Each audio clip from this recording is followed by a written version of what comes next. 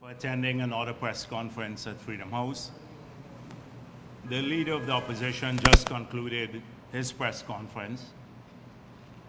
And as we've come to expect, he's very vague about many matters. But we can tolerate vagueness. But when he deliberately sets out to mislead the country, I think it is incumbent on us to correct this. And so I'm going to go directly to one issue that was asked of him at the press conference. I think it was Newsroom that asked him about how many constituencies APNU is contesting. And the leader of the opposition said virtually all. In Letem, we had a problem, and we wrote the Election Commission, and that ended dealing with that. So that ended dealing with that meant that they did not submit a list. But in many other areas, we've submitted. I think we had a problem at Grove, and their own weren't submitted, but across the country, we've submitted in virtually all the NDCs, all the constituencies, and all the towns, except for Letem, where there is a problem. Now, what are the facts? The facts are that APNU only contested in 279 of the 610 constituencies across the country. APNU contested, I'm repeating this, APNU is contesting in 279 of the 610 constituencies in the country. That's about 45% of all the constituencies in the country. He just said to the media a few minutes ago that they're contesting in virtually all of the constituencies in the country. Now, 45% can be equated to all, virtually all of the constituencies. So that's fact number one. He just lied to the entire country. Number two is that when we look at how many constituencies are being contested by APNU and other groups in the country, it will be about 327 of the 610. That is with APNU and other individuals as well as other groups. So what this means that there will be no contest and no contest in about 283 of the 700 and 610 constituencies. That means that the PPP has already won those constituencies because we contested in all 610 right across the country. So we have already practically won 283 of the 610 constituencies. Now, this is for a national party, like the APNU, to contest in only 45% of the constituencies in the country is a total disaster for that party under his leadership. And in terms of areas that APNU has not contested, APNU has not contested 24 areas, local government areas across Ghana. 24 areas they did not contest in of the 80. So these are the facts. I would like to go on and tell you a bit more about this, but I'll come back to it at some point in time today when we talk about composition of the list. So we have now moved on. I want to move on to a couple of other issues at the press conference, before I come back to this issue. He sought to disparage Chase Green. He said that Chase Green was not part of their list as a constituency candidate in 2018.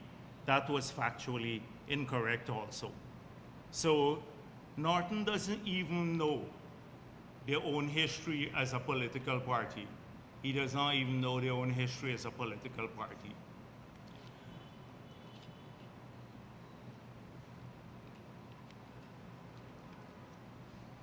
He spoke about illegalities, and I want to deal with those. I agree with Mr. Norton on this point, that anyone who has committed any illegality in these elections should face the full brunt of the law. And so we are aware that Mr. Norton's party has forged many candidates, their signatures, placed them on lists that they never had any knowledge of.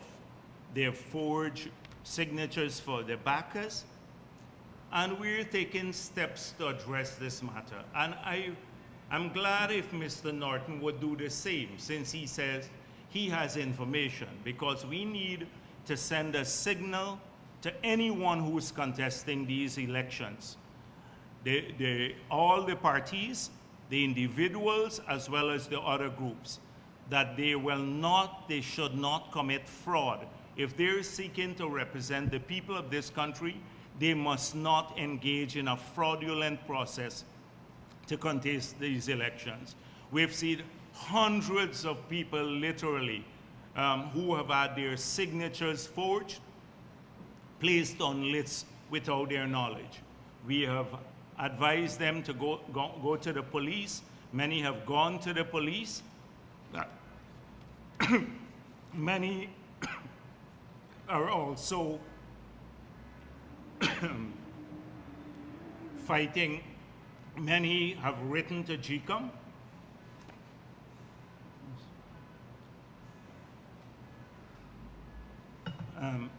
I have a documentary evidence of this. I can present this to the media a little bit later, not now at this press conference.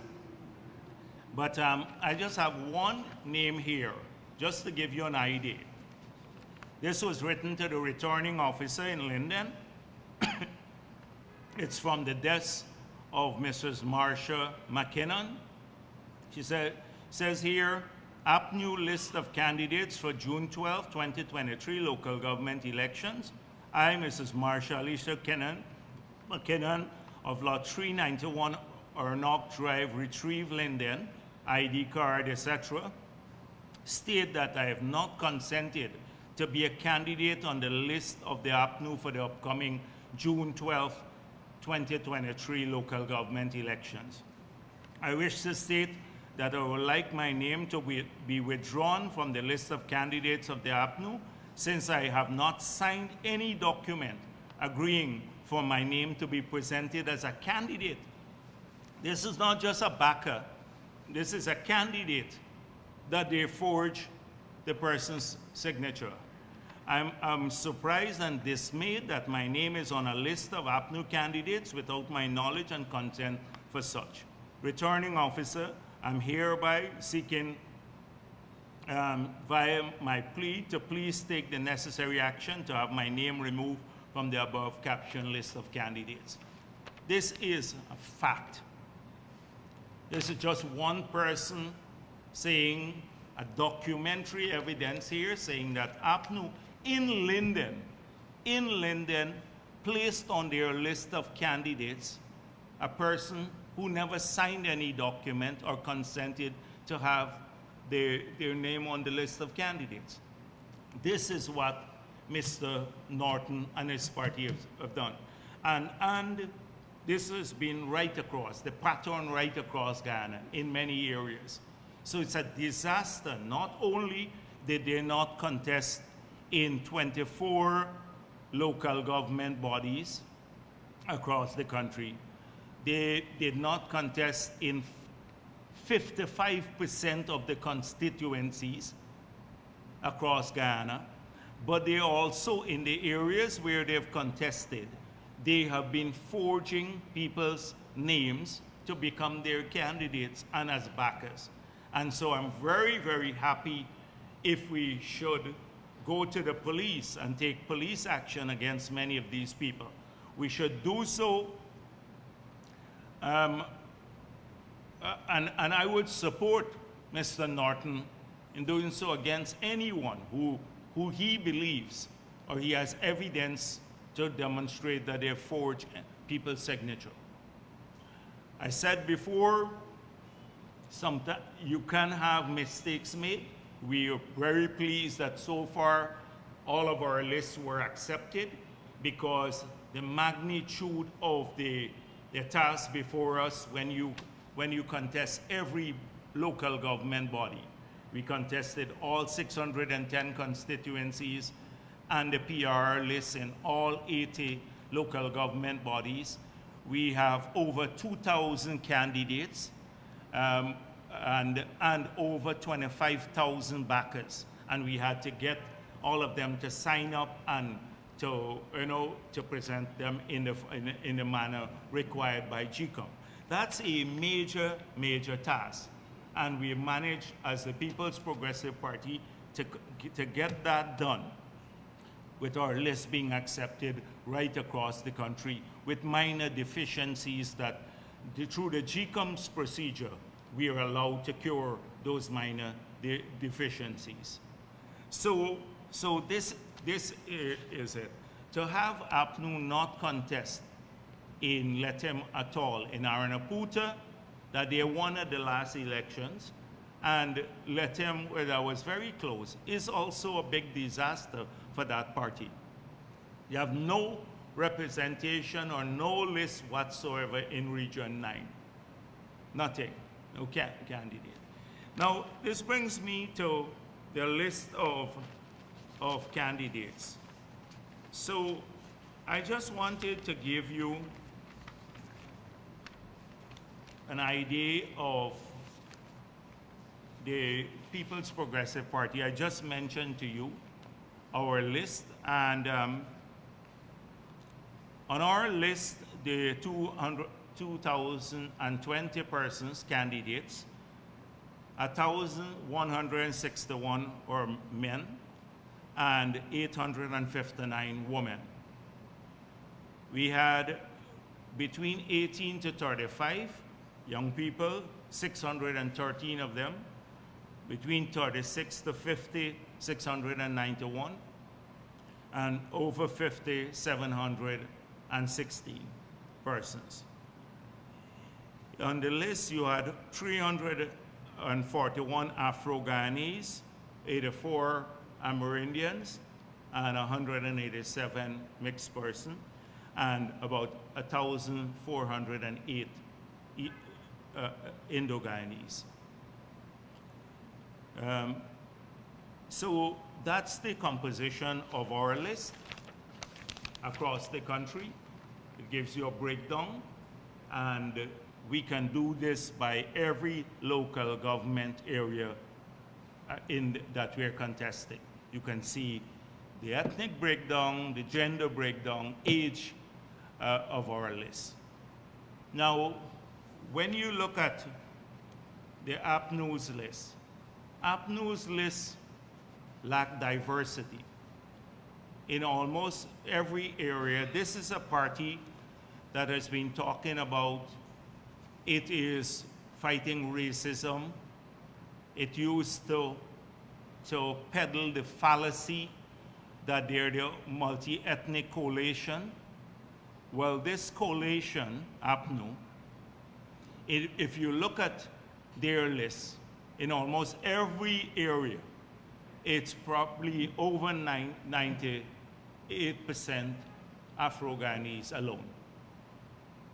No diversity whatsoever. And these are areas even where the overwhelming population in those areas that they're contesting our Indo-Guyanese or Amerindians. So we can put this fallacy to rest, that this is a dying party that has always promoted racism, but has shouted the loudest about racism in Guyana. It always does that. It has promoted for too long that it is this multi-ethnic party. We have demonstrated, I said this at Babujan, I said that in opposition, we're the party that said openly that we're strong on the Indo-Guyanese support. We have grown strong with Amerindian support overwhelmingly, and that our party is deficient in terms of representation of Afro-Guyanese, and we're going to work to correct that. And as General Secretary and in the government. And you've seen a progression of this happening. We have worked consistently to a point where, for example, in Linden, our list of candidates in Linden had among maybe 98% of both lists in Linden and Kwakwani were Afro-Guyanese and Amerindians. In Georgetown, the bulk of the list is Afro-Guyanese. In New Amsterdam, our list is balanced. In Rose Hall, right across the country, as you have seen from the number of candidates. We have been able to field candidates from around the country, people of different races. And no, they were not paid to be candidates. They were not paid to be supporters or to come on the street. And I'm shocked that the story since the list of candidates were submitted has not been about the only party that has been able to cross a threshold to get their list of candidates looking like Guyana. That is the People's Progressive Party. The reports are focused on Chase Green and a few others, but they've missed the key point, which we have been saying over and over, that the People's Progressive Party is a party, a national party, as we have demonstrated over and over and over again, and progressively it will grow in this regard. People have been calling. They don't need to be paid. Just yesterday, people from their various communities, Afro-Guyanese, everyone, calling to get where they can come and collect their T-shirts and stuff like that. We don't need to pay people to do that. So Norton, I saw, and what became the issue was some fake WhatsApp message that he shared, a screenshot of it that Norton shared, that triggered all of this. And then suddenly, we have to be defending that we didn't pay anyone. We're not on the defensive. You just go and talk to the people. You can't buy enthusiasm. Our crowd was enthusiastic. You can't buy enthusiasm.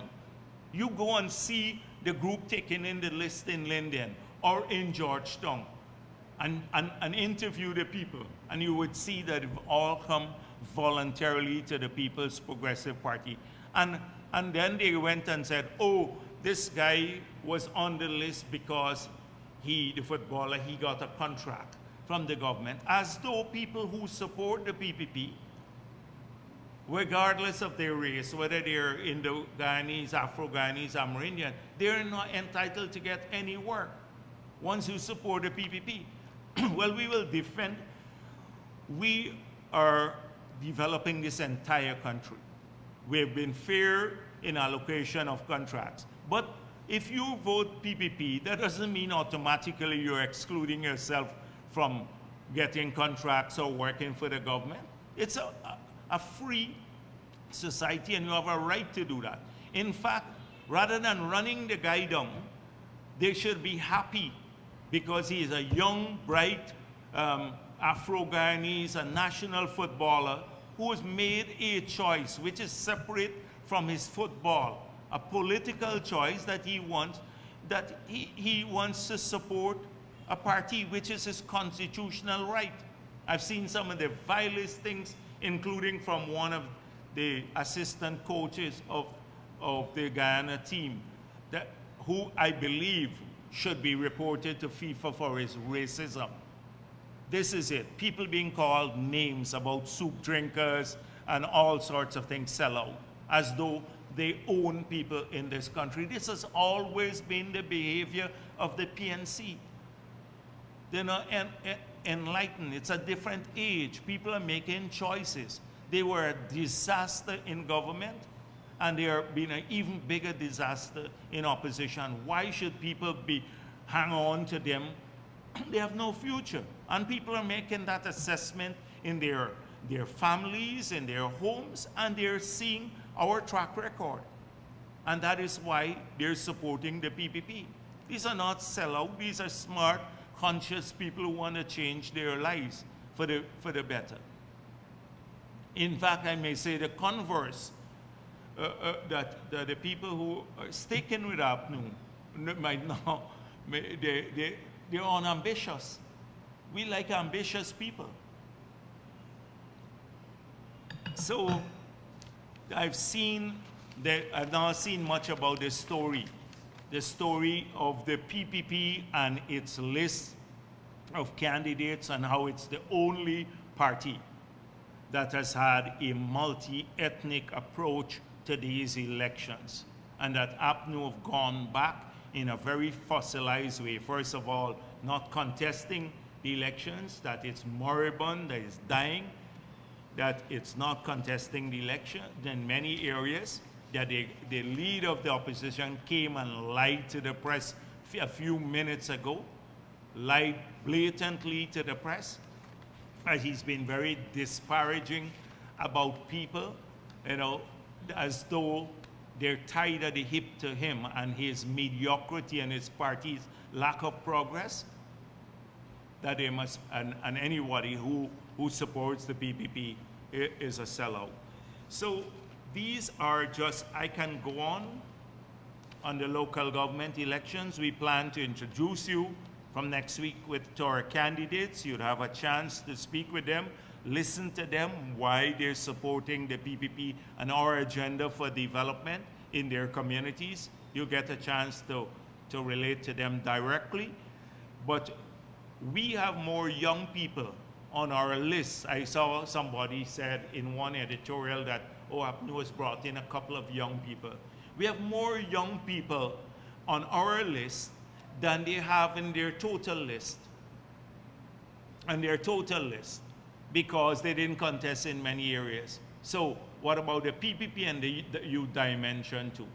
Bringing in young people into local government.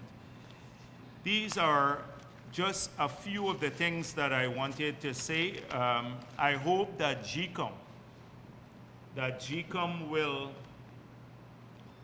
pay careful attention to all of these groups now outside of the PNC, because I believe the PNC, APNU, could not contest in some areas, so they have front groups. They're supporting a few front groups who are aligned to them, because they can't go into some areas.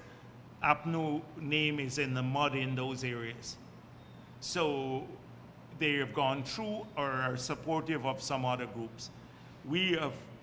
I have now, as we analyze the other groups contesting, about 20 of them who have forged on a mass scale the names of people, leaving out APNU. Over 20 of those groups and individuals who have forged people's signature. And I hope that GCOM pays particular attention to this. As I said before, we will be talking to the police and about these issues. We've urged people to go to the police, and we're going to take strong measures to deal with this. Now, APNU's list was so good that their own members of parliament didn't support it, as someone pointed out. They were absent on the day, like the nomination day. The list was so great that they were missing. But they've started back on the ground. The same propaganda that you hear, but they're seeming,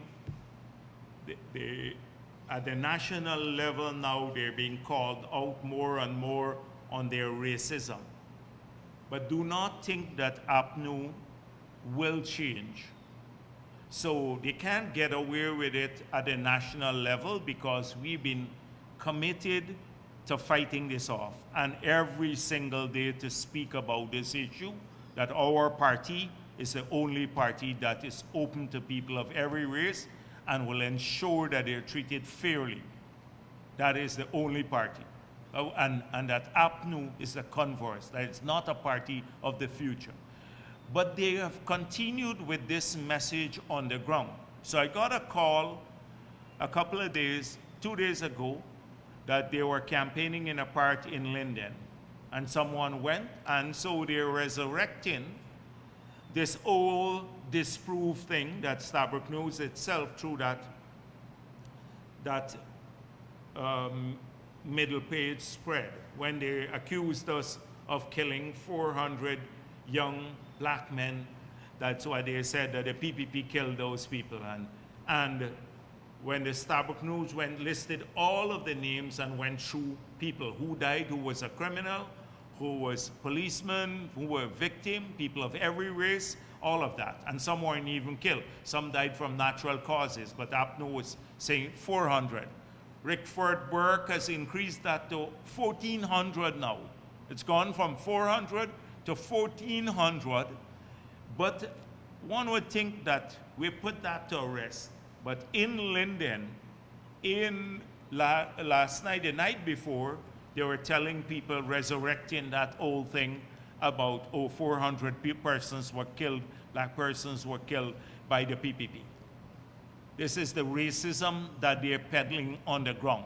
They're telling the vendors, they've gone through the market and told the vendors that if the PPP wins the election in Georgetown, you're going to be thrown off the road. You're not going to have a place to vend. You would recall that when APNU led an assault on the vendors in the period when they were in office, it was the PPP that was fighting to ensure that this didn't happen. We said people had to have a place to make a livelihood once they're engaged in honest, decent business activities. That the country had to create an opportunity for those people. And so here in the city too, the vendors have nothing to worry about, but the whisper campaign has started. This is how they work in communities that are Afro-Guyanese. They can't campaign openly and carry the racist message because they know now they'd be called out on it as they've been called out. I saw when they called people soup drinkers and everything, a slew of young people, young Afro-Guyanese, I'm very proud of that, came out on social media to tackle them about this disparaging way of treating with people. And some were very thoughtful comments saying, you should analyze why people have left, why they've switched, why they're going to the PPP. And the faults are in you. You have offered nothing so far. You're 28 years in government, and the country became one of the poorest in the hemisphere. And in the 5 years, it was another assault on people's livelihoods and their well-being, including young people, had no opportunity in that period. And they're seeing it back now, the vibrancy that is restored to the economy. So that is why they should look at this. So I would like to, and we have no apology. You know, sometimes people are apologetic. Oh, you're working. We want people to support us. We will work for their support. We want everybody to support Indo-Guyanese, Amerindians, mixed, Afro-Guyanese. And so we will work to change their lives because we want them to support us. We're a political party. But we're not going to say support us because we're Indian party or African party or anything else. We want you to support us based on how we manage the country and the opportunities we create and solving your problems. That's normal. They make it look like it's strange. Oh, the PP is fixing the grounds in Linden, you know, an ICC ground, a FIFA ground, retrieve ground, because they want your support. Of course we want the support. We're doing it. You didn't do anything in Linden. You didn't do housing in Linden. You want them people to support you because you are PNC, because of race, but you don't want them to support us when we go and work for their support. Why should we be apologetic about working for people's support in this country? And why should people, when they see the work and they come to us, why should they be disparaged? This is an utter set of nonsense. They've carried on. In Guyana, I think the racism has been exposed, and more people have had them under the microscope now. So they're externalizing this. They go abroad to externalize, because at some of the fora where we are not, then they spread the race hate again. So I saw some Amanza Walton speaking at some place, the US National Action Network, and saying that the PPP is totalitarian. This comes from a person and a party that actively sought to steal the last elections. I remember Amanza Walton, who left her cushy job at the Civil Aviation Authority, didn't go to work there. She was at the convention center in the recount trying to thwart the recount, trying to mislead people. She was there, a person who tried to steal an election from a party that is known for stealing elections and was true to form in the last one, again, tried to steal the last one, telling the people in the US that we are a totalitarian government, and including the US that helped to expose the machinations here and also help threaten sanctions against the APNU, and some of them were sanctioned because they were trying to steal the elections. Imagine that. But you know what? She will say this to a group of people who don't know of the APNU's history and do not know about their attempts, their historical proclivity towards stealing elections. You can't change that. So that is, she takes that message there because she can't tell a sane Guyanese that in Guyana and not have them laugh at her. The next thing she says, oh, the government is racist because some female officer and private attorney spat on a female police officer. But the government of Guyana is racist because of that. Now that has to take its full course in the courts and everywhere else. If a person does that and racist, people have recourse now that we put in place, the Ethnic Relations Commission, or go to the police. And then something else about the police. Now the police, a black commissioner, Afro-Guyanese commissioner, killing somebody else. Those are the examples of us being racist. Can't talk about the housing policy, because under them they didn't have one, and that Guyanese of every race now have realizing a dream to own a house. Can't talk about employment opportunities, because maybe 40, 50,000 people now are working more than when they left office just recently. Can't talk about that. Cannot talk about the children because they took away the grant for all the children, not Indo-Guyanese children, but children all across Guyana. Now they're getting the restoration of the grant. The pensioners, all the pensioners are getting back their free water, etc.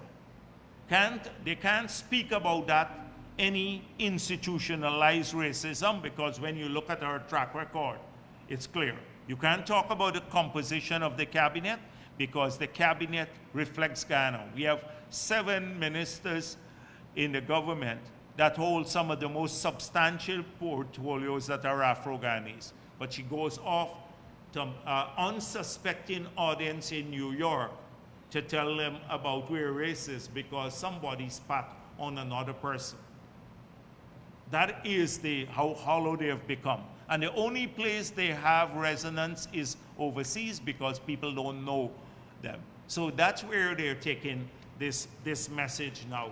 And they're being encouraged by a lot. If you look at the state of African Americans in the US, they're in a worse position. If you look at the judiciary, the composition of the judiciary, the executive, and the legislature, it is not as representative, ethnically representative as that of Guyana. It is not as representative. In fact, far from it. But they make the case over there. So this will continue.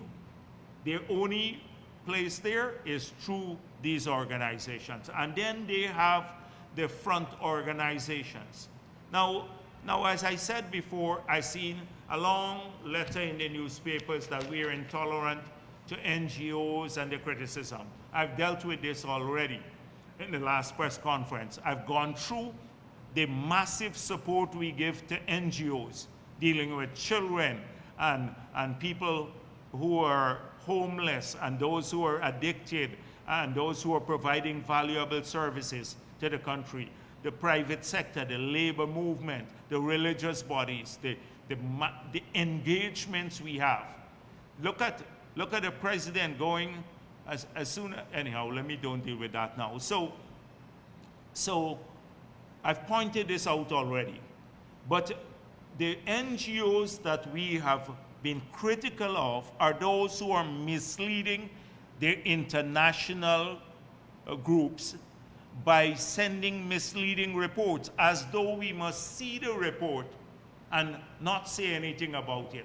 Like when Transparency International in Guyana lied openly, and everyone in Guyana knows that they were lying when they sent a report in 2019 saying that APNU was the one publishing contracts, APNU was the one strengthening the Integrity Commission. All a lie. We must stay quietly and not expose them.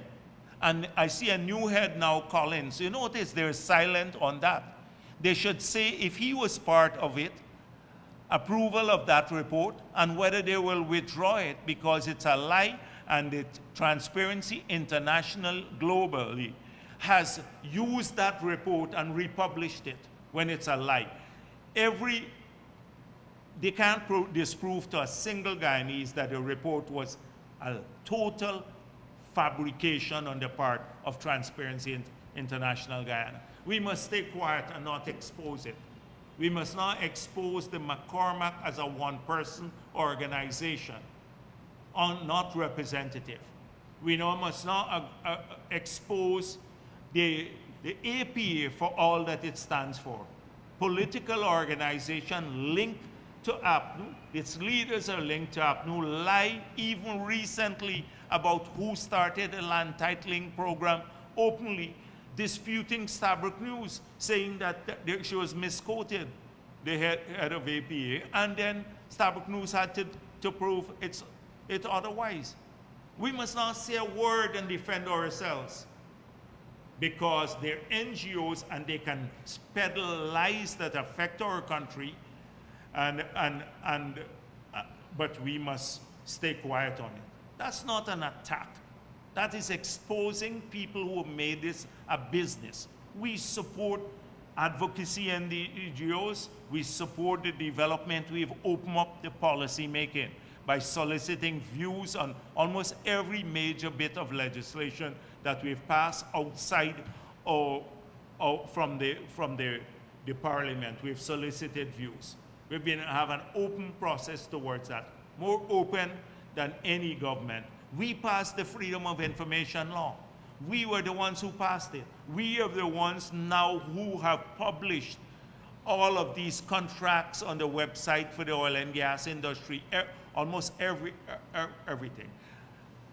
So this is, I seen them come out, oh, we are offended that the government is criticizing us now. And look at the usual suspects. They are all from the Red Thread, which is a political group aligned to the WPA.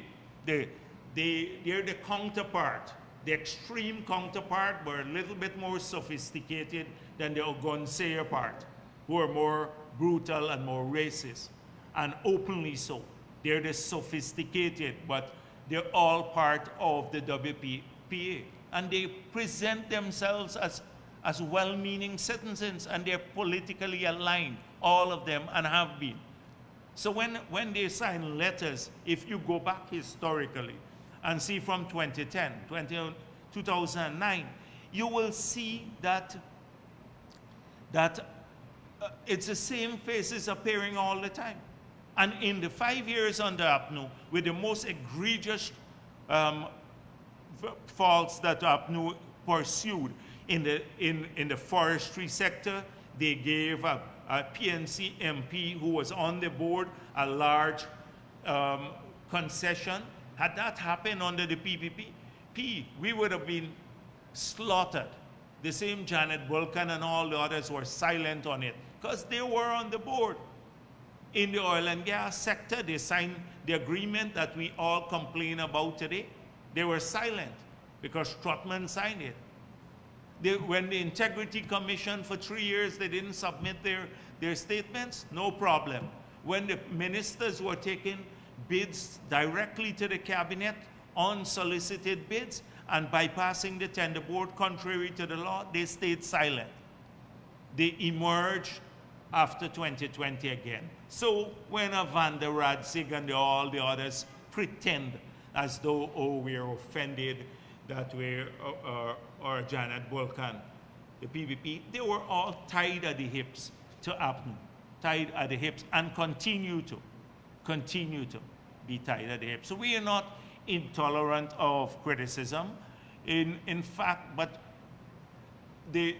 on the oil and gas sector, on that one project, we've answered, I said at the last week's press conference, that in a single press conference, we have dealt with more issues on the oil and gas sector policy-wise than APNU did in 5 years. And I will put my entire career on that fact. I place it at stake. And in 5 years, Truckman, Granger, who were the two heads of the oil and gas sector, the ministers responsible, never held a single press conference to deal exclusively about gas, oil and gas sector, or the contracts. In 5 years, combined 5 long years, in one press conference, we dealt with more issues and answered more questions than that. That is the reality, but they didn't have a problem with transparency then. In fact, we got a high star from Transparency International for openness. That is the thing. So when I see these fake crybabies now, oh, the government criticizing us, it's not criticizing. We're defending our policies. We're defending ourselves, and we're exposing the duplicity. People didn't know much about, what's her name again, that she worked for an oil and gas company before.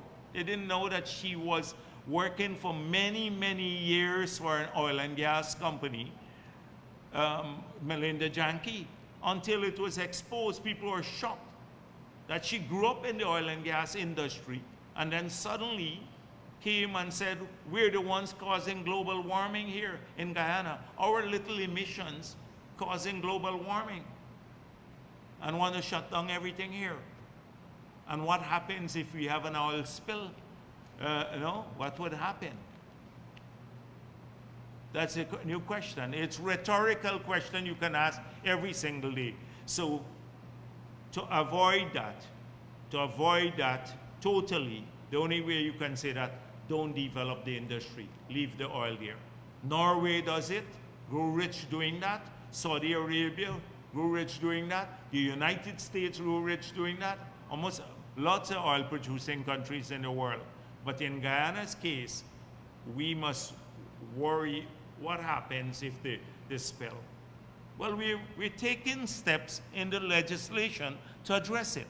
We're taking steps. When the first environmental permit was issued, it had nothing about having a capping stock here that can allow you to deploy it quickly in country to plug a well should any of that happen.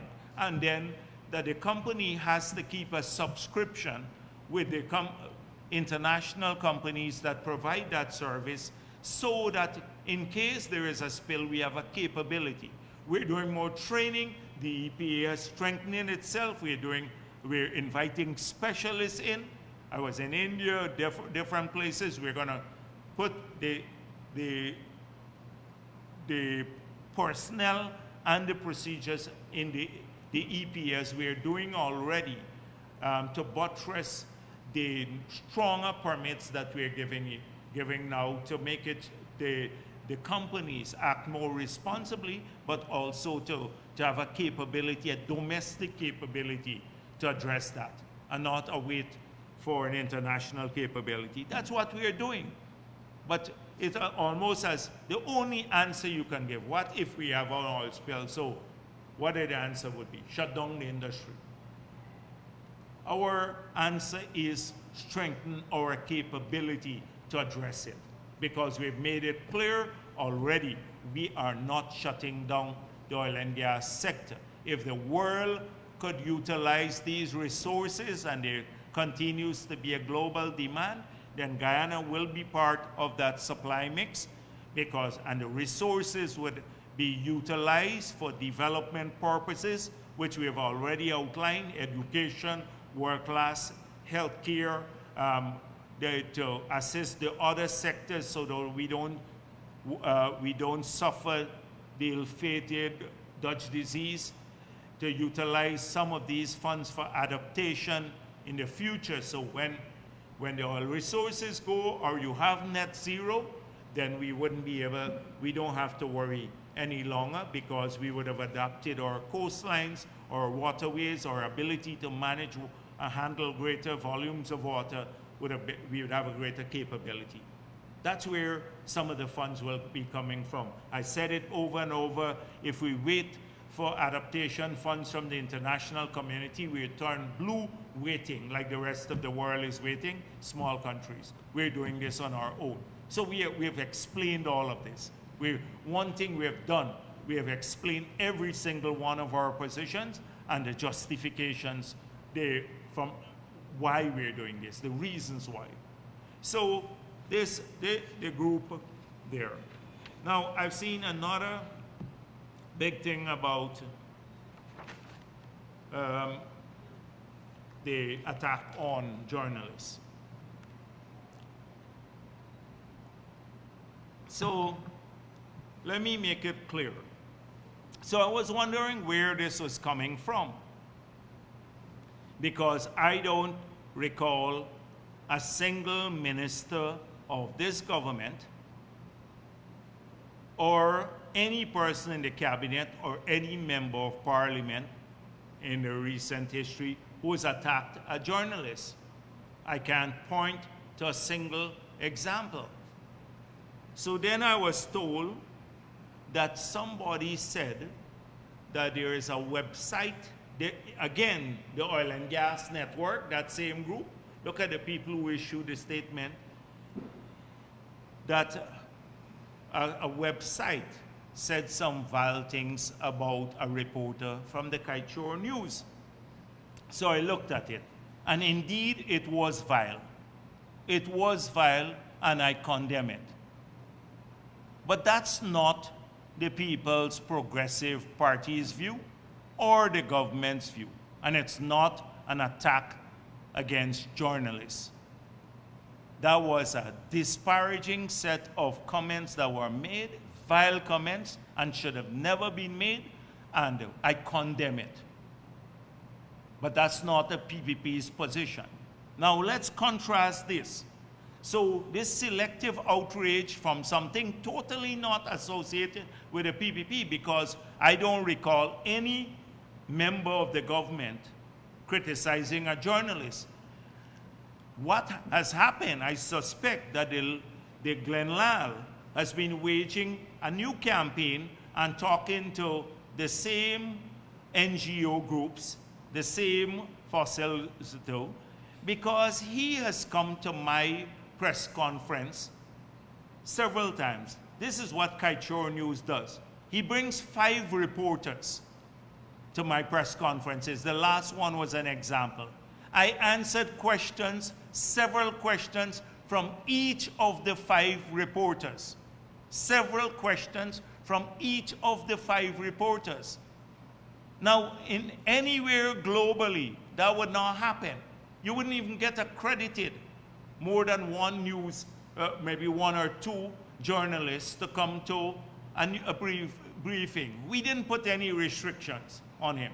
And then he comes himself as the publisher. Everybody knows he's a politician.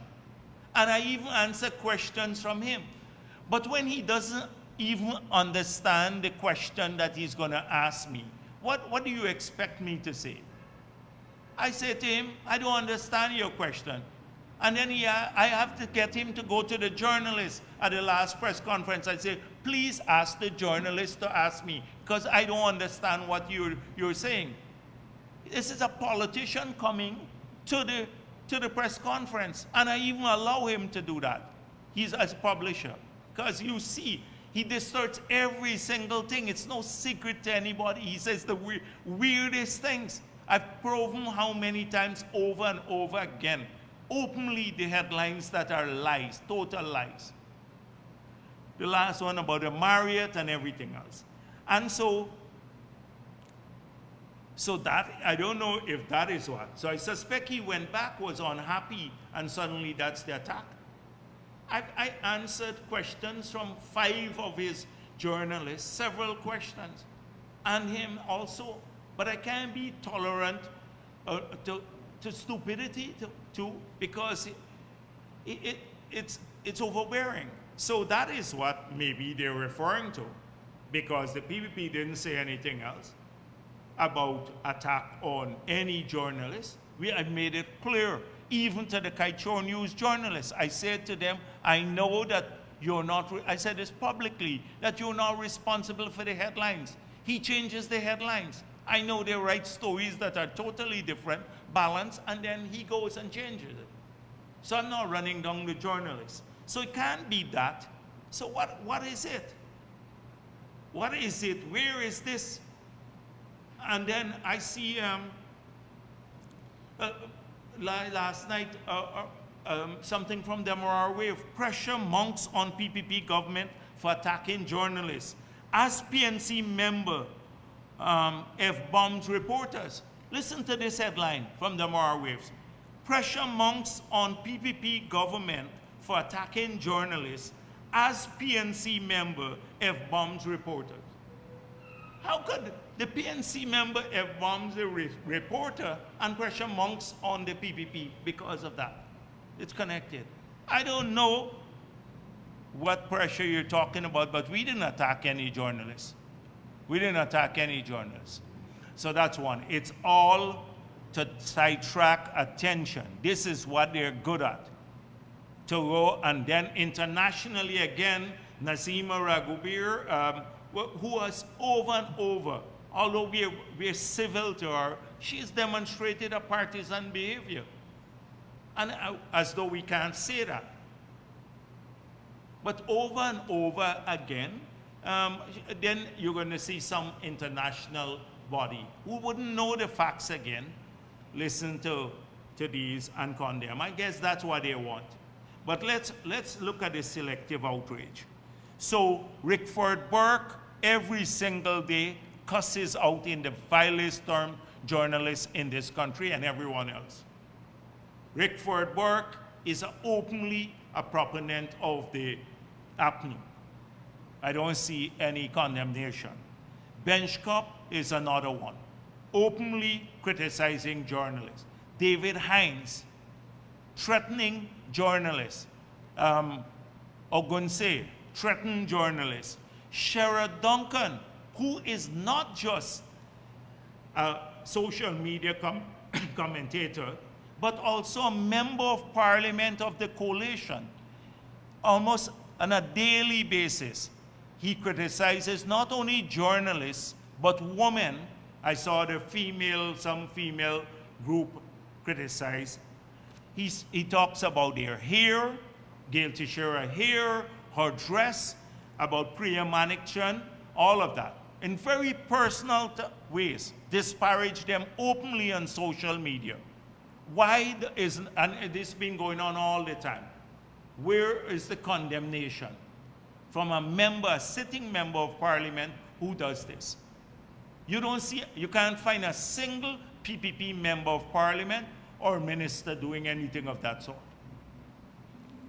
Where are these people who are condemning it?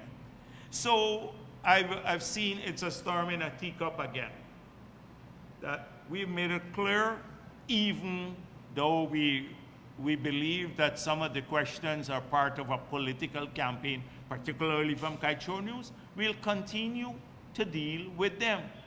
And you would hear again over and over, and the rest of the press corps knows that these questions have been answered over and over again, excepting that one body.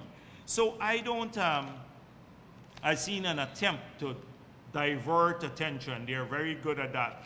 The APA started and we had to respond pointing out everything else. Imagine they filed a complaint trying to stop money going to the indigenous communities.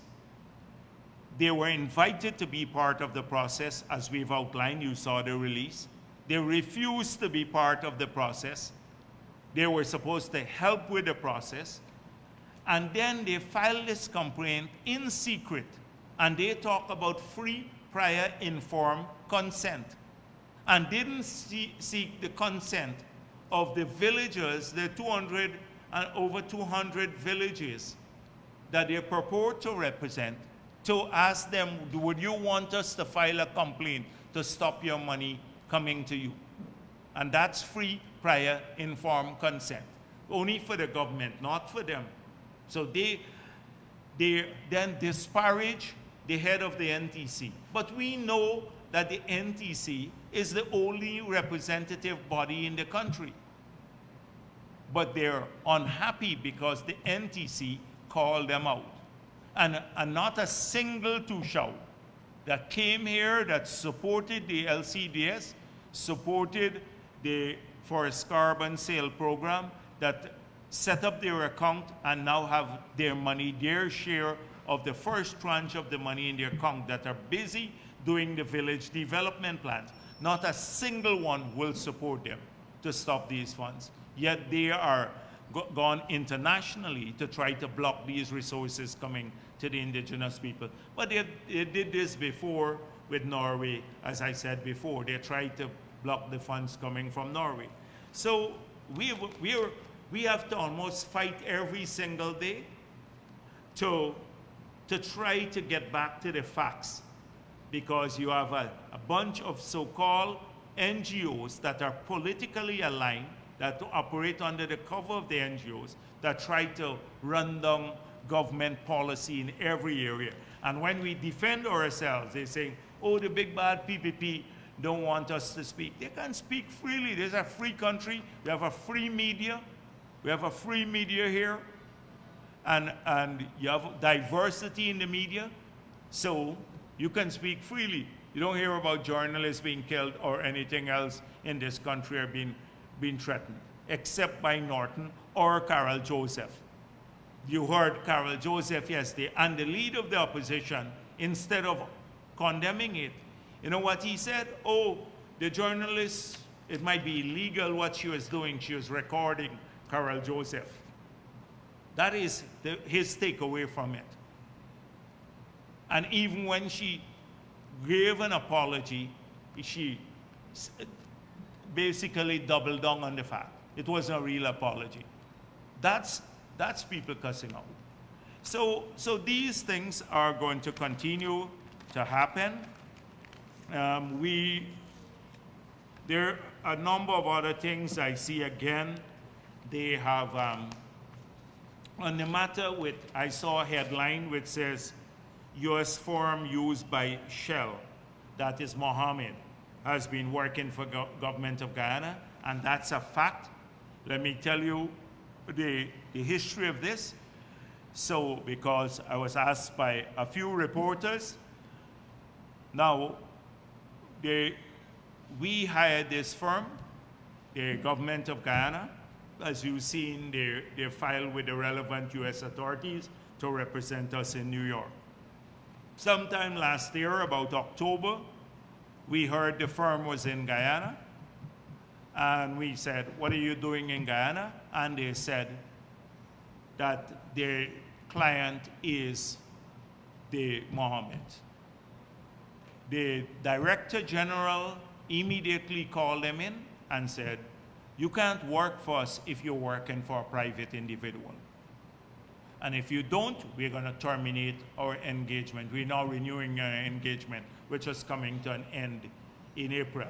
So in March, we gave them notice and we terminated the engagement because we don't think that they can represent us as a government and represent a private individual. They had to make a choice. And so that was our position. So this was in October of last year. The Director General met with them and gave them that ultimatum, basically. So that was, I saw that was in the newspapers. We're looking forward to the visit of the foreign minister from India. As you know, I saw something about oil and gas and long-term contracts and stuff.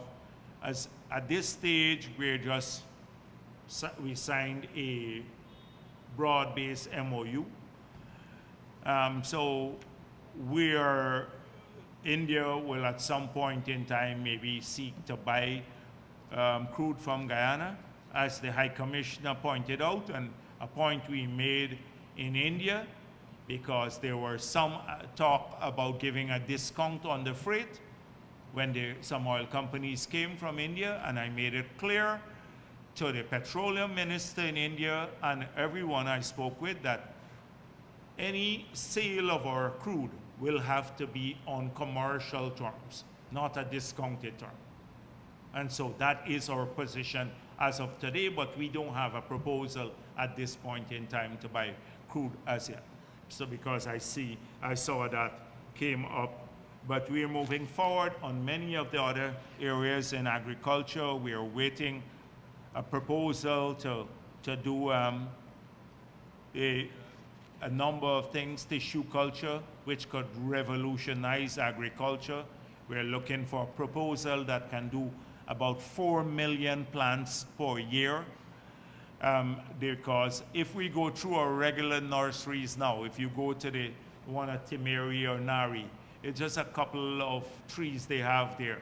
That can't support the massive agricultural drive and the efforts we're putting in agriculture, growing new industries, etc. So we are anxiously waiting to move forward on that. A proposal from India that would come work with us on not only setting up a tissue culture lab, but at the scale at which I mentioned, and probably man it for a while and train Guyanese over time to take over this major task.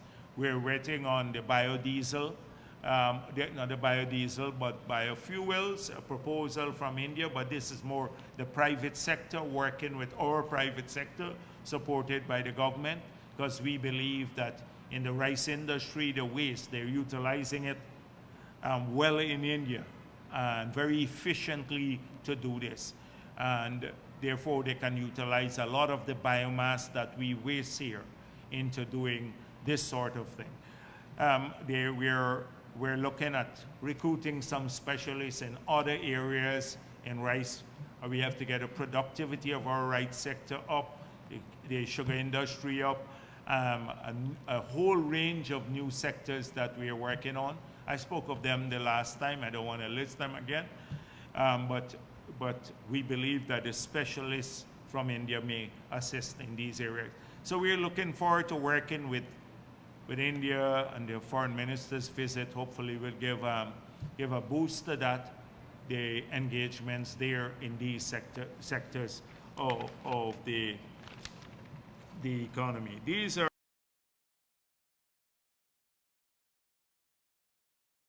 now, you've seen the price. Their assessment is being done now. I see Kaichor News wants us to give not to the highest bidder. Imagine that. I was shocked to say, you don't need to give it to the highest bidder.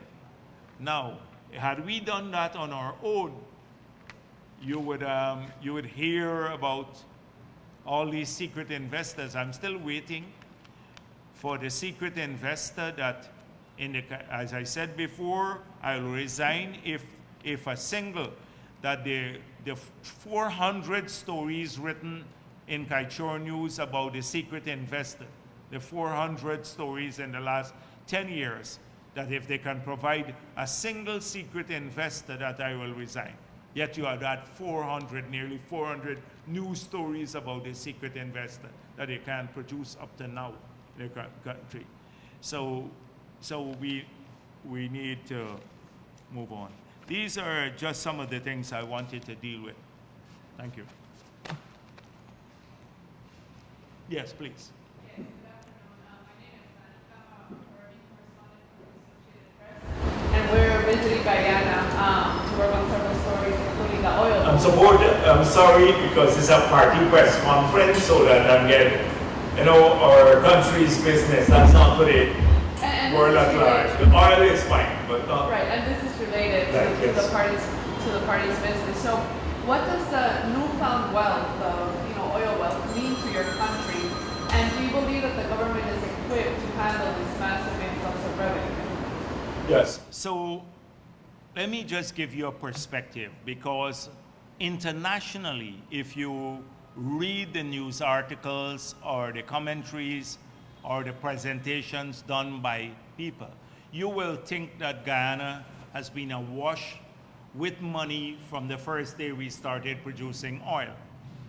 Now, the first 2 years, the average revenue was $350 million.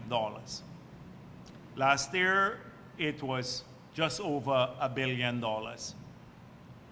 So considering the size of our budget, it's not even a third of the budget. It's not even a third of the budget, the revenue.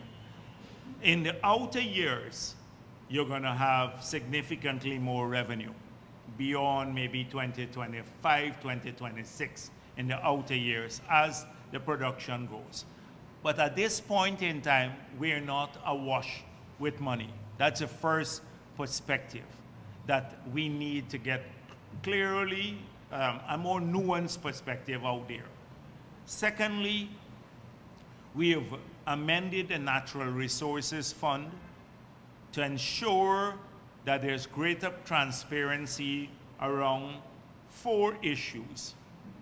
1, the receipt of funds. 2, the allocation to the budget.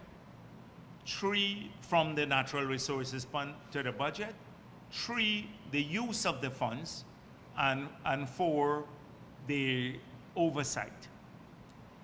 The first is that in terms of receipt, the last government, as you would have known, got a signing bonus. They didn't inform the country. We found out a year and a half later. They said that when the Minister of Finance was asked, he denied it, and then he said, he thought it was a gift. Well, the law now states that the Minister of Finance has to, within 3 months of receipt of any fund from the oil companies, he has to publish that sum in the official gazette and notify the Parliament of Guyana.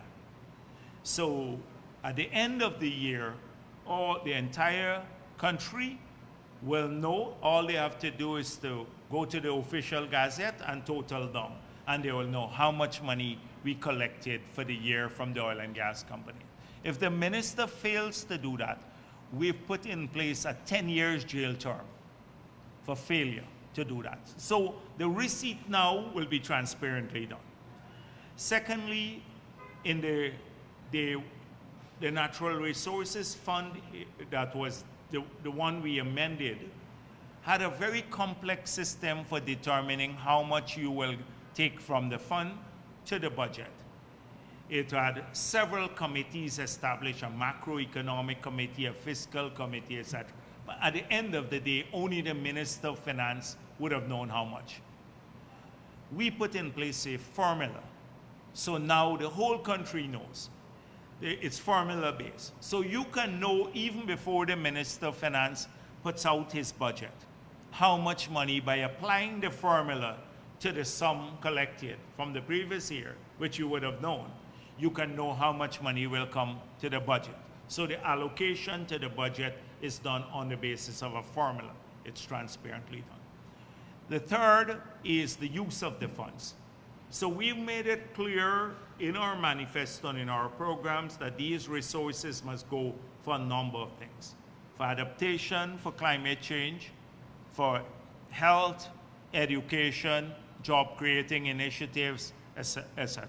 And some would be saved. So every cent that is transferred into the budget now, the Minister of Finance has to appropriate those funds. So it means a full debate in Parliament on all of the projects to be funded utilizing these resources. So that's in terms of allocation, the entire Parliament, open debate. And then in terms of monitoring, etc., we have several bodies, including an NGO group that will not only do the report independently, but would also they would notify the Parliament directly, and the Minister of Finance then has to notify the Parliament about the Natural Resources Fund. There is a fifth area where we look at management of the fund too.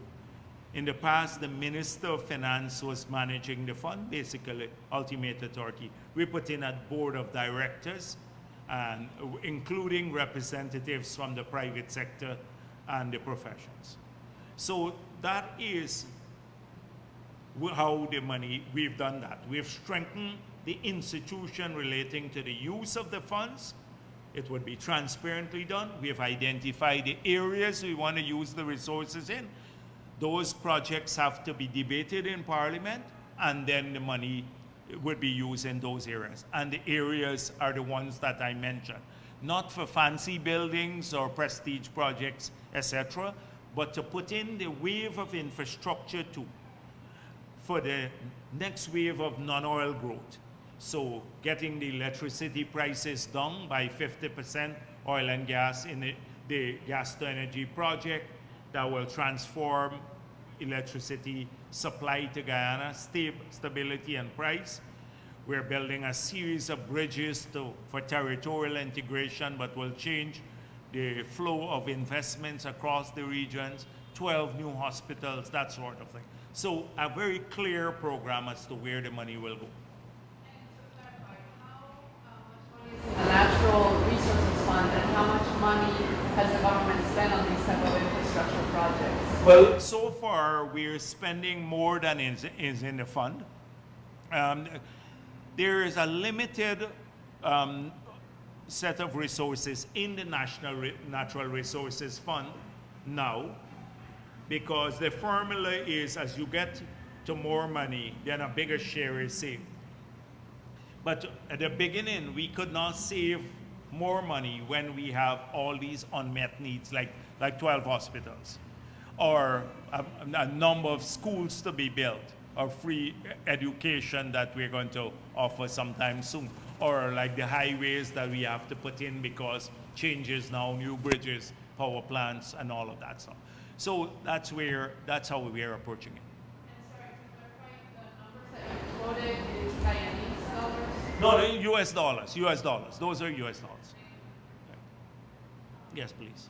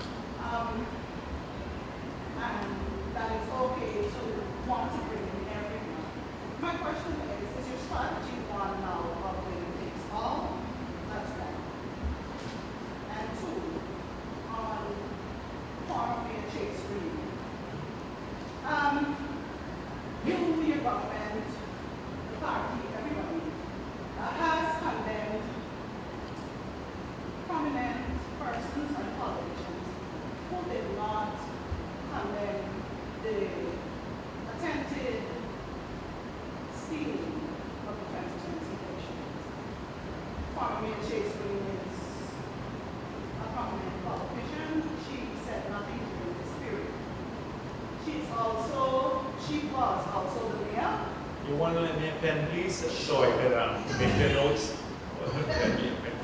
Yeah. So, first, yes. Yes. She was also the mayor Yeah. at the time of the controversial parking to contract project which your government has condemned and has heavily criticized.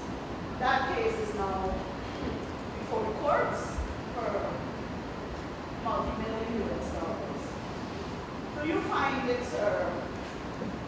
hypocritical that you now welcome this person to your house, and how do you justify this at all? And you also said we're not intolerant to criticism. Yes? What examples, or what examples can you give, or which persons you've not been intolerant of that is criticized? Okay. All right, so let me deal with that one, the intolerant to criticism. So, I can give you 1,000 examples. You have seen me in politics for a long time. You've seen the thousands of community meetings I've had, where people come and sometimes they say the vilest things about you or the ministers.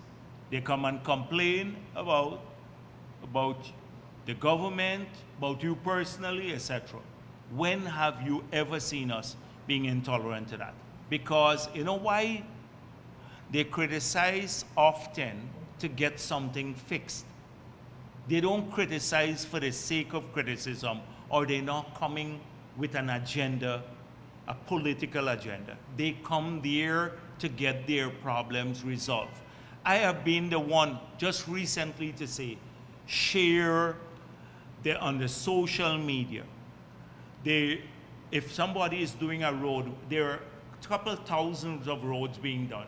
We can't see all of it. But if there is a problem with one and you live in a community, take a picture of it, send it to the minister, post it on social media so that it helps us. It's not a criticism. We don't see it as a criticism that the PPPO is going to run you down because you post on media. But say, this is what is being done. Can someone look into it? We've been encouraging this. I did that a few weeks ago, urging people to. Thousands, so not one, Marcel, and I'm surprised that you would ask me that question. Now that you know, have thousands of examples, you've seen this, all right? But it is, again, the duplicity is these people who come, the do-gooders, and when you just remove the screen, you see all the the vile, dirty things fall out. They don't come to criticize because they want an issue resolved. Can you imagine how could this group sensibly say, this group of environmentalists, that we are causing the climate change globally? Our little operations have just started here. How could you sensibly say that? And they get the prominence they write every day in the newspaper. Just think as a reporter and everyone else in this country, how could they sensibly say that? Our emissions is a the tiniest fraction of global emissions. The climate change today, what we have is, and the concentration of greenhouse gases that's already there, that's stressing our planet at this point in time, all came practically from the developed world. And they say that. And then people take them seriously. How could you take anyone like that seriously?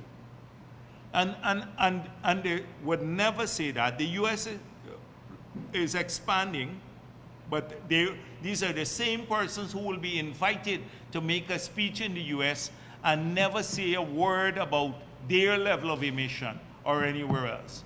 But here, it's an operation. So that's what I'm saying. That's the kind of criticism we push back again, because it's nonsense. But not when people are seeking to get issues resolved. That's the first. There was one I missed, and then the Chase Green one. The first one. Oh, the winner take all, yes. So the winner take all, that's what's being contested now. And so if people didn't contest, we gotta take it, because we won before. So we won in a good 40-something% of the constituencies already. So there's nobody to share it with there, because nobody contested. So that's one. Anyhow, at the national level, I suspect that's what you're talking about. I've made it clear that of the changes we have made, I don't want to repeat it myself. I've pointed out all the provisions, the numerous provisions of our Constitution, where we built in mechanisms, powerful commissions that are bipartisan in nature, that can focus on power sharing basically at the level of the legislature, from the management of parliament down to human rights, in the ethnic relations, indigenous people, gender issues, etc. All of these matters can be dealt with in the parliament in a bipartisan way through bipartisan committees. And to appoint these bodies, you have to have bipartisan support. So we built that in. I said the executive power sharing, you already know. I'm not saying this will never happen in our country, but I'm saying that you have to build a level of trust before you do that. You can't have, and two things that the PNC has to do before you even start thinking about that. One is to move away from rigging elections. They think they can rig elections because that seems to be built in to Congress place DNA. They don't want to move from that. And nobody in this country, not even their supporters, are tolerant of that anymore. They believe you have to work to get people's support. And so the cabal at Congress Place, that I don't want to call them names, so I shouldn't call names, but that cabal, that's hopeless. They need to move away from rigging elections and to being racist. And that's a starting point. They would never discuss any policy except race. So this is something, as I said before, we'll repeat, but we're working to bring people together, as you've seen. If you can't do it through the APNU, then people would need to come into the party, and as soon as they cross that threshold, then they see what the PPP is all about. Things that have kept them away. What we are doing now, One Guyana and all of this, for years we have we have sought to bring people together. You know what has kept people away? Is the rumor mill. Because they always felt the sense, oh, they're betraying, they'd be shamed, they'd be harassed in their communities, all of that stuff. But I think people have gotten to a stage where, and especially a new generation, to say, I will look out for my family and my future, and I will assess people on the basis of their work. And that is why you've seen more and more people now doing that. On Chase Green, you asked two things. On the parking meter, and you asked about us criticizing people who didn't say much about the 5 months period of rigging. And yes, it's true that we have been critical of some people. So we don't pick random people and start criticizing them for saying nothing. It is, if you look at it carefully, again, it is the ones who are being selective. Chase Green didn't say much then, but she didn't say much subsequently. She has now been in the media saying that the PPP is doing this. And when, like totalitarian, the PPP is totalitarian, when they're the ones trying to steal elections. So it is the duplicity, it's the double standard for all of these who now come out when, at the drop of a hat, they don't even know the issue, they come out and criticize the PPP on democracy. Oh, if Ogunse is charged for racism, and he's openly racist, the country has seen that, then it is because democracy is not working well in Guyana.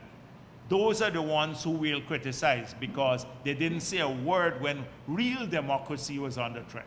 So Chase Green didn't say much in the 5 months period, and she didn't say much in the other subsequently. So we didn't go and single out people to criticize them in this country. It's the ones who are duplicitous, and that's why, and who are politically motivated to make that point.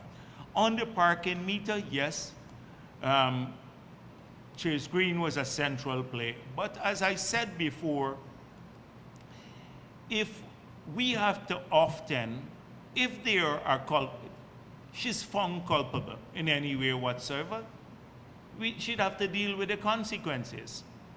But we don't let one issue define how we relate to people. And if we did that, some of the most, we never basically have crossover. Let me give you an example. Chase Green was part of the GGG at the beginning. Let me tell you some other people who have come to us who were part of the GGG. Edge Hill came in, he made a cross, put his faith in us, because people were saying, he told me when he came up to Freedom House the first time, how's his experience? He wasn't too sure.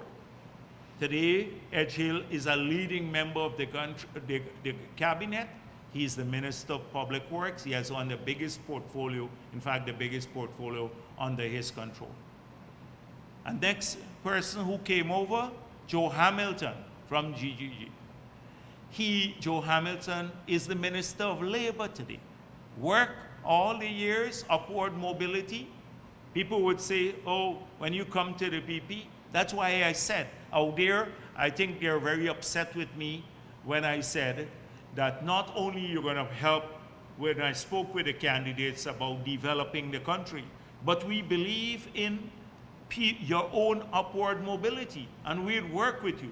We want positive people coming to us. It doesn't mean we want people who are ambitious, excited, who want to build a home for their family and own a car and have a nice job and go on vacation. We don't want dodos. So why would I be ashamed? They said, oh, people coming to the PPP to look, Jagdeo just promised them some benefits there. If we're doing this for the whole country, we want to do so even more for people who come to us in terms of guidance and being positive to them. And saying you gotta invest a bit of your money, you gotta get something going. So we believe in that. So Hamilton today came. They grew up. It shows you can work your way up into this party, even if you come with a different background. And they were PNC at the beginning. Kwame McCoy wouldn't like me to say that, but Kwame McCoy is smiling. Kwame McCoy was a member of GGG too. And Kwame McCoy is Minister McCoy today. You have a number of other people. I can't even remember the names.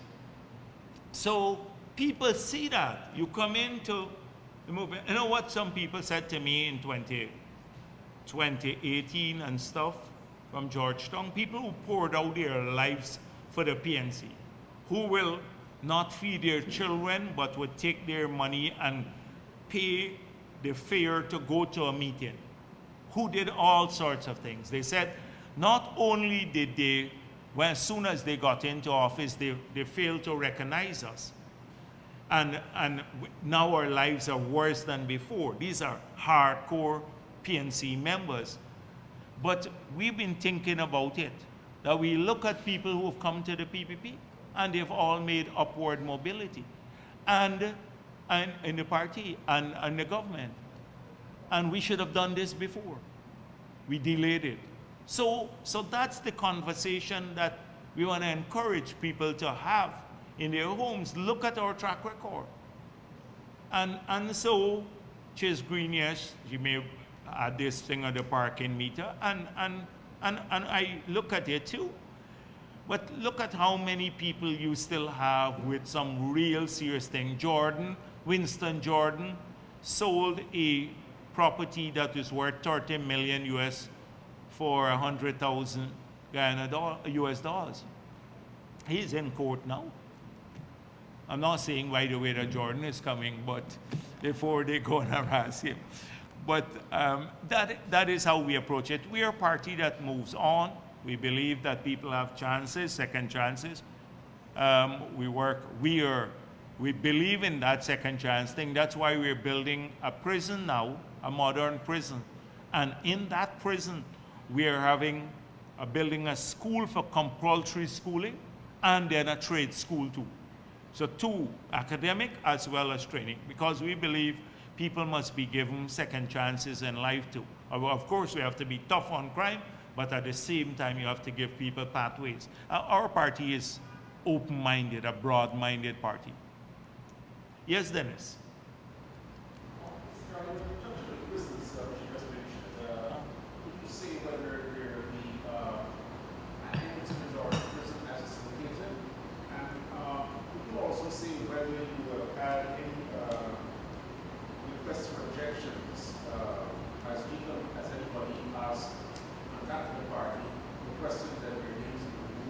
Yeah, there are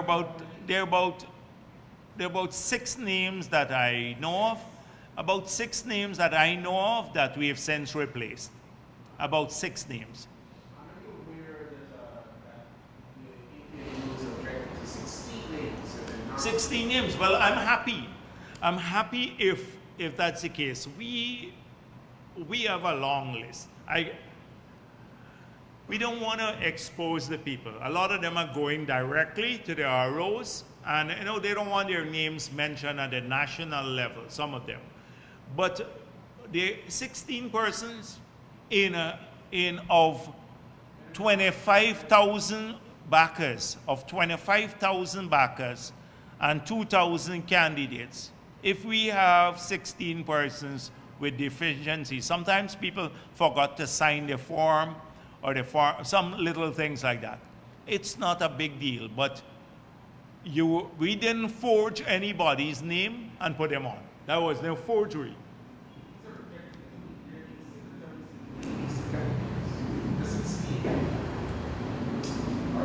Oh, well then he could send it to GCOM, and then let's see. GCOM will contact us. No, I'm not aware of his 16. But did he give you the list of 16? All right. So why don't you share, and then we can give you a response to that, because I've not seen it. I'm concerned that the prison, when the Georgia prison be shut down, The idea is to concentrate all of our activities there. I don't know whether we shut it down totally yet, but the idea is that soon most of the prisoners will be out of there. So we have not made a formal decision as yet, but it seems as though it's heading that way. That's what I can say at this point. No decision has been made whatsoever. No decision has been made. I know that the locking down the road has affected a lot of the business around the area. They complain a lot about when you lock off the road, it's affecting the business and stuff. The people come to us all the time, their business ventures are being affected. There are reports in certain media today that there is a supposed trade embargo on producers from that country imposed by authorities here. They're also blaming you for doing that and saying that it is in retaliation for the 150 license that were not granted. Trade embargo? What do you mean by that? Like, I didn't see that. Preventing produce, fresh produce like fruits and vegetables coming from Suriname to Ghana. Well, I wasn't even aware that that's happening, but we have phytosanitary standards to maintain too.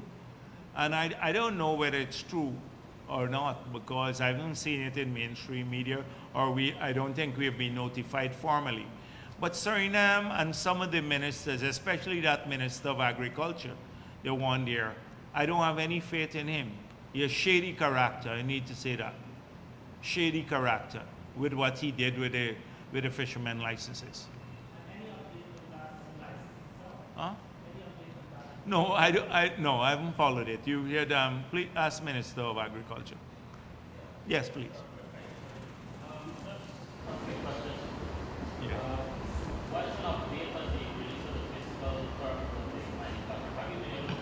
Yes, I spoke with the Minister of Finance, and he's going to upload all of on the Ministry of Finance's webpage. It may be up, but he might be busy. So all of the bauxite contracts, the large-scale mining contracts, and the forestry contracts would all be uploaded now to the Ministry of Finance webpage. So that will be, I since been able to follow up, and so now you're going to have all of those. So just ask Minister Ashley when it's done, but I will check with him too, because last week we spoke and he was told to upload all of them.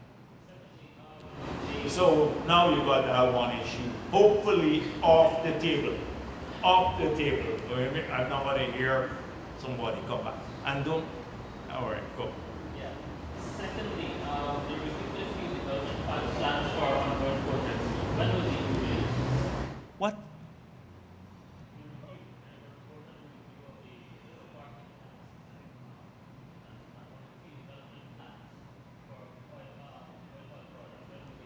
Which project? Which?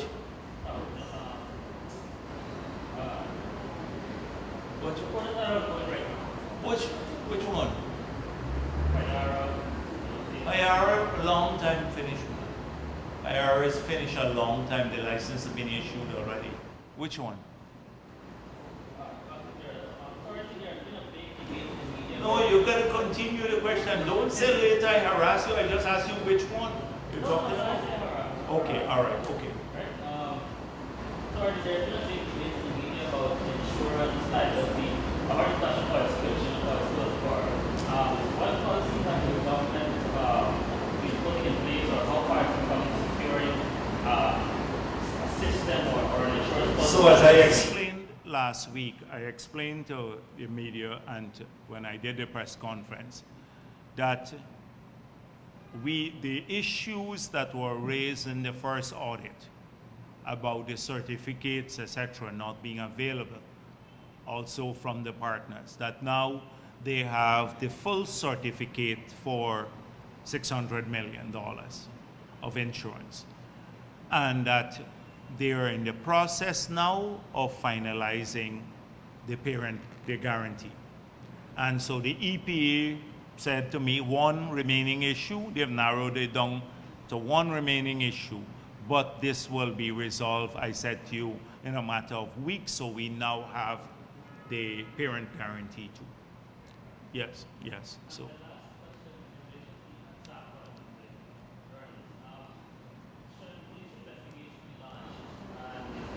that's up. I don't.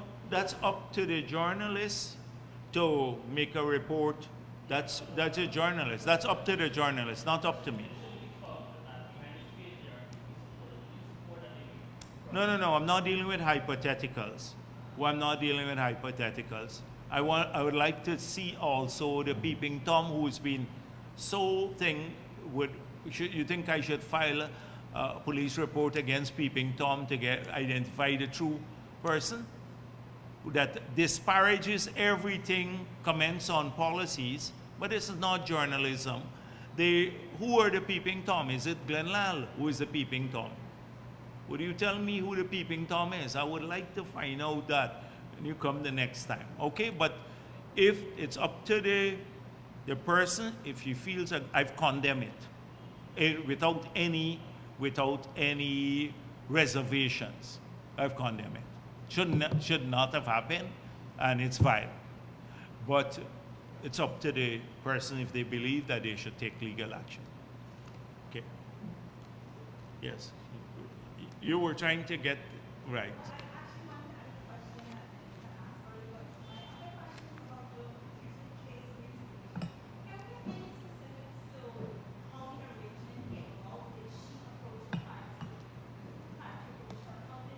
No. We've had lots of discussions with people. We meet a lot of people. We talk to them. We try to convince them about our vision, where we're trying to take the country. We're not an aloof party or government. Every day you see us in the field. We've kept access to people, those who campaign with us and others, because we believe, and it is through these processes that you find people, they come to you, you talk to them, you say, are you interested? And that's how it works out. There's no single event. It's like an ongoing process. And this is happening right across the country. I must say, I'm extremely proud that we've been able, in all the areas, as I said before, in Linden, New Amsterdam, Kwakwani, Georgetown, everywhere, but Afro-Ghanaian strongholds. I saw Norton's ambitious plan, which is to beat us in his strongholds. That was his ambitious plan, to beat us in his strongholds. Now, that can't be your ambitious plan, because we're the underdogs here. We're the underdogs. You've been strong in your own areas all the time. You've controlled these areas for ages. And we're trying to point out to people in the city and other areas how they would be better served if they have a council that is controlled by the PPP. So it's an important thing. We're taking the messages out. Yesterday, we had a team that went through Lodge, and they told me people are generally very receptive, and they had one person who gave them a cussing, and they accepted that. But we're going to go to the homes of people. We did this in 2016 and 2018. We took flyers to almost every home in the city, and we're going to do so again. We want people to understand, what is ACNU going to say to the residents of the city? At least we can say something, because we've never been there, and we haven't controlled the place. They've controlled it for 57 years. So what are they going to tell people now? I don't know what. They've made a mess, not only of the country, but the city. And so, to come back to your point, we do this a lot, engagement with people. So it's out of those processes that a lot of the candidates came up. Young people, young footballer, young cricketer, people should be proud that we're getting young people, this young footballer or Jacobs or Alfonso, right? These are a young businessman to come out. Just imagine if they're part of a city council. They can make a big difference. You know, look at the list of candidates. I saw him, Norton, running down, oh, this Tricia Richards didn't matter, she's junior and stuff. She was your councillor. She won the area. Chase Green won there in the last local government elections. He just disparages them just like that.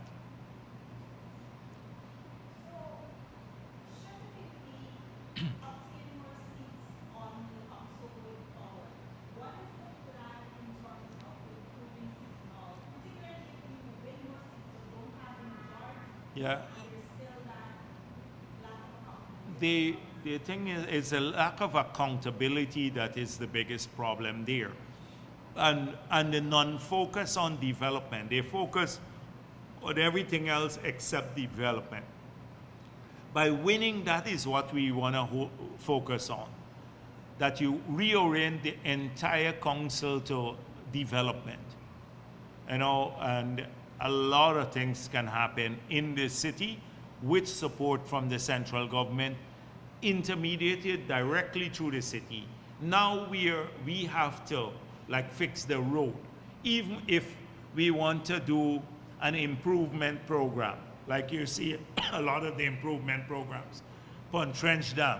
And look at what we've started already. We always had these ideas about changing the country, but also the city. We might not have that much money in the past. But when Pontrench Dam is completed, and you have 2 roads there, new roads and a boulevard in between, going all the way to Cemetery Road, where a 4-lane road is. Just imagine what will happen to the property values along that road. It could become the new Regent Street. All the property values will skyrocket. Already people's property values are growing in the city. We'll transform the area totally. What we have done on Lamaya Street would add parking to the city. This is a city function.